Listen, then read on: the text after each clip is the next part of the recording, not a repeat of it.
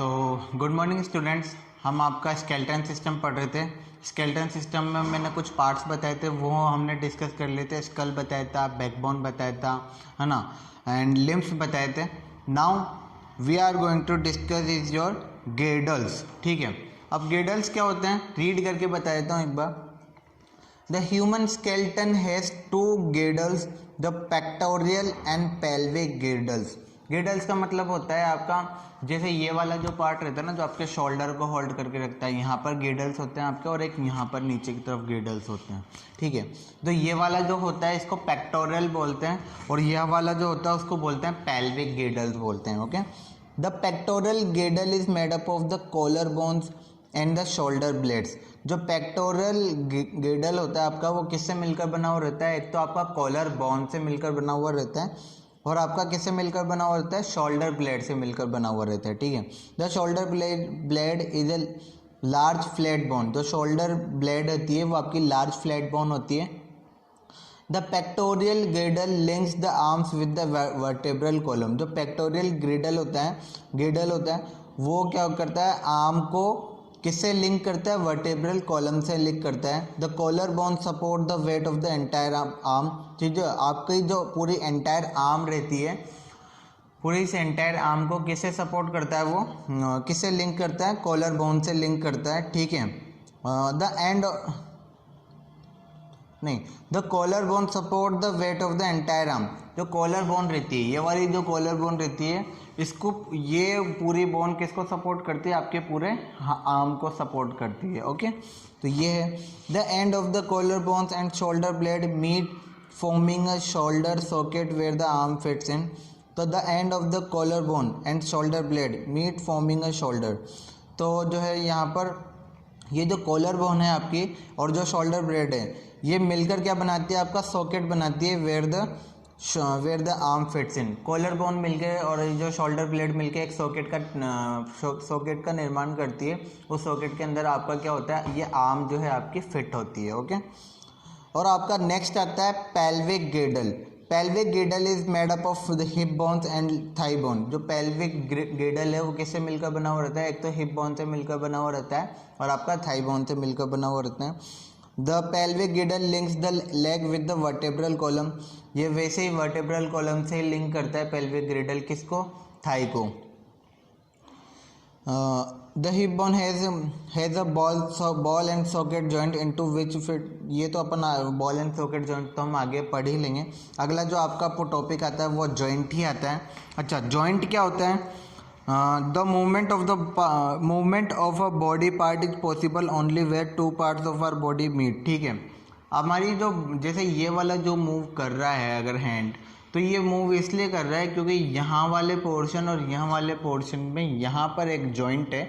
ये जो जॉइंट है, इस जॉइंट के कारण ही ये वाला पोर्शन अलग मूव कर रहा है, वरना मैं इसको मूव करता तो ये वाला पोर्शन भी मूव होता ना।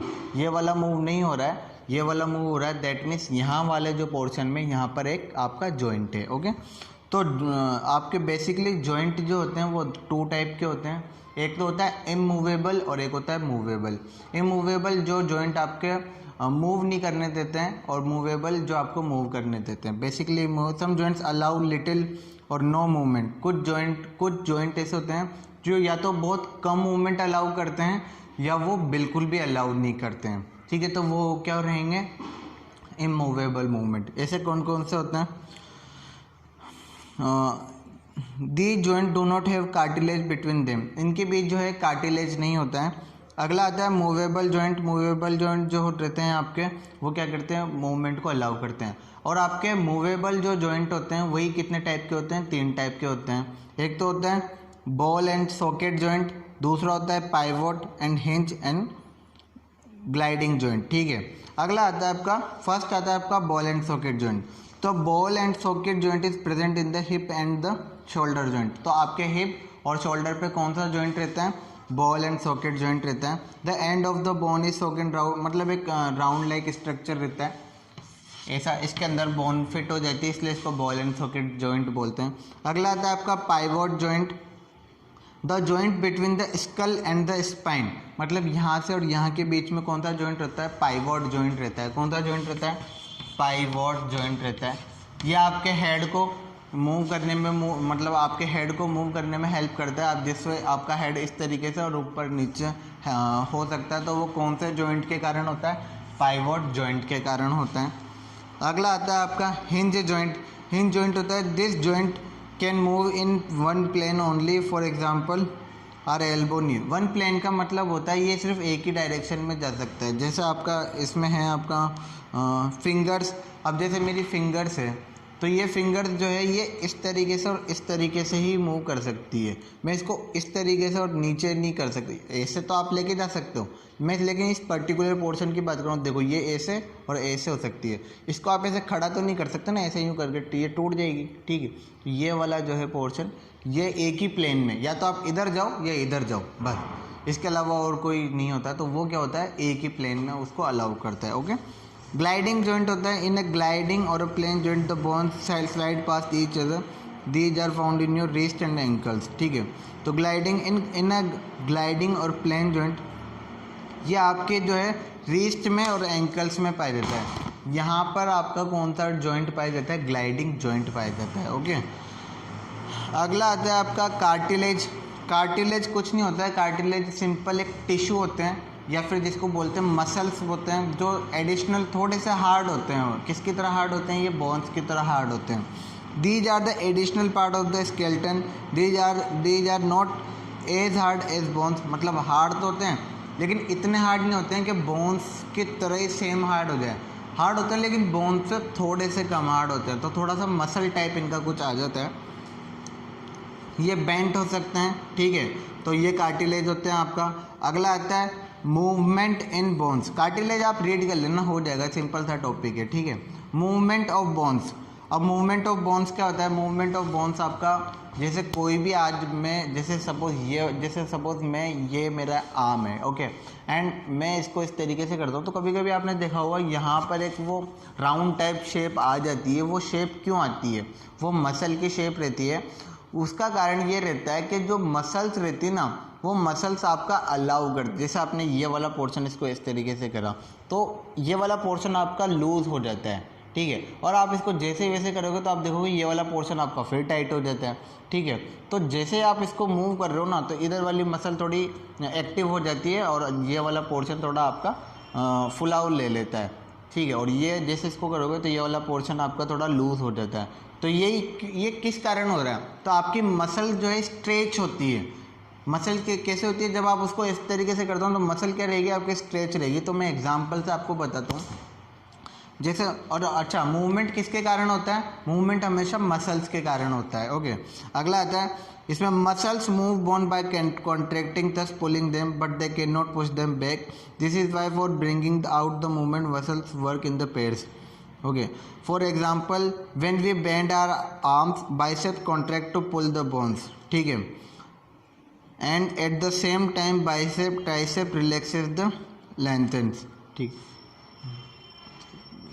एक सेकेंड,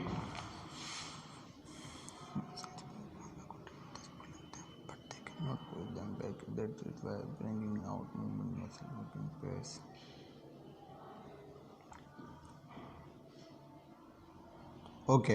तो अगला इसमें जो है muscles move bones bye contracting and pulling them. तो मसल्स आपके कौन से कंसेप्ट पे वर्क करती है? मसल्स जो है जैसे आपको इसको मूव करोगे तो ये आपको जो है उनको खींच तो लेती है लेकिन उनको वापस पीछे नहीं ले पाती है। तो मसल्स का तो यही काम होता है, ठीक है। तो ये थाई वाला जो एग्जांपल मैंने आपको बाइसेप वाला जो एग्जांपल बताया, एक बार बुक में से रीड करना, नहीं आएगा तो कमेंट में बताना, मैं बताऊंगा ही सही, बट आ जाएगा, इतना ही हार्ड है नहीं वैसे।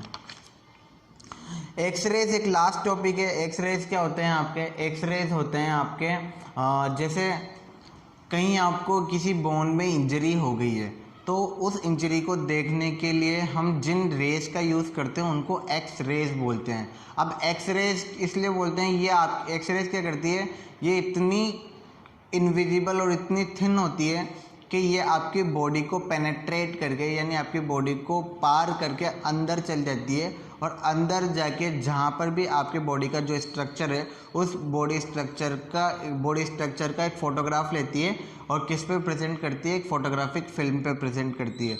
उसको क्या बोलते हैं वो, अच्छा कौन सी रेज अंदर जाती है, एक्स रेज अंदर जाती है, ठीक है। इसके जो है वो आप ब्लैक वाला पोर्शन देखते हो ना, कई बार आपने देखा हुआ एक्सरे, तो सबने देखा हुआ रहता है, तो उसको एक्स रे इसलिए बोलते हैं क्योंकि जो रे अंदर जाती है ना उनको एक्स रे बोलते हैं। और ये क्या करती है, इतनी पतली होती है कि आपकी बॉडी के अंदर ये चल जाती है। ओके, तो ये एक्स रेज होते हैं। ये चैप्टर यहाँ पे आपका खत्म होता है, इसके क्वेश्चन आंसर मैं आपको प्रोवाइड करा दूंगा, ठीक है। Thank you so much.